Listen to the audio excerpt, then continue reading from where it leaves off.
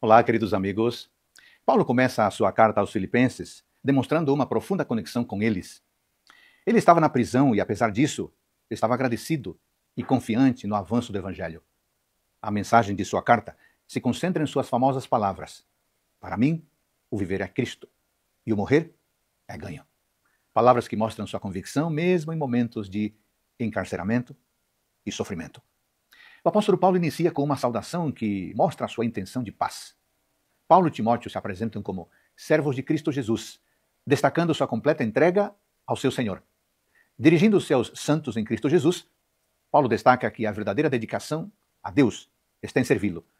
O apóstolo Paulo expressa sua gratidão a Deus por eles, destacando seu compromisso com o Evangelho e com a obra iniciada neles. Agradece pelas realizações dos crentes e destaca a obra de Deus em suas vidas.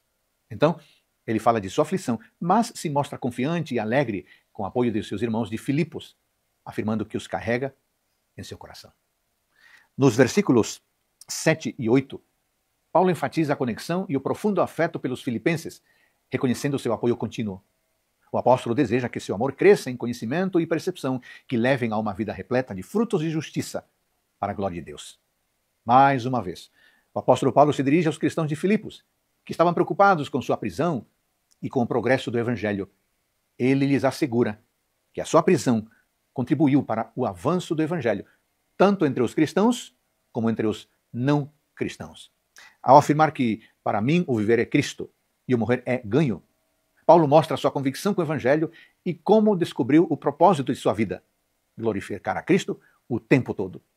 Ele menciona que, por tudo o que está passando, influenciará muito no Evangelho. A isso, Paulo acrescenta seu desejo de que permaneçam unidos e firmes o tempo todo.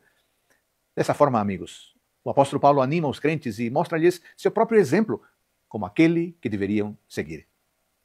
Disse ele: para mim, o viver é Cristo, pois sua vida revelava Cristo aos homens, e o morrer é ganho, ganho para Cristo. A própria morte tornaria patente o poder de sua graça e atrairia pessoas para ele. Cristo será engrandecido no meu corpo, disse ele, seja pela vida, seja pela morte. Neste lindo capítulo, Paulo expressa gratidão aos filipenses e reafirma sua fé, apesar de sua prisão. Sua mensagem principal é: testifique vossa vida diária da fé que professais, ressaltando a importância de viver em Cristo o tempo todo. Hoje, eu convido você a compartilhar o mesmo desejo do apóstolo Paulo. E então, você aceita o desafio? Ótimo dia para você e sua família. Um grande líder de movimentos pacíficos que buscavam o respeito aos direitos dos negros nos Estados Unidos, Martin Luther King, certa vez declarou: quem não tem uma causa para morrer, não tem motivo para viver. De fato, quando um princípio é extremamente importante para uma pessoa, ela deve estar disposta a ir aos extremos para defendê-lo. Esta é a verdade que Paulo apresenta no primeiro capítulo do livro de Filipenses. Vale lembrar que o apóstolo Paulo escreveu esta carta para seus amigos íntimos, os cristãos em Filipos, de sua prisão domiciliar romana, enquanto esperava por seu julgamento diante da corte de César por volta do ano 61 d.C. Diante da morte que ele sabia que o esperava em Roma, ele declara para seus irmãos no verso 21: porquanto para mim o viver é Cristo e o morrer é lucro. O texto é claro ao mostrar que Paulo não temia a morte. De alguma forma, o apóstolo revela que quem realmente teme a Deus não se desespera diante da finitude desta existência. Afinal, todo cristão verdadeiro deve amar a Cristo mais do que sua própria vida.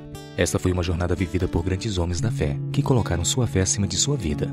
Dois nomes que viveram esta verdade na prática foram John Hus e Jerônimo. No período da Idade Média, ambos foram presos por ensinarem que somente Deus podia perdoar pecados, e não um líder religioso.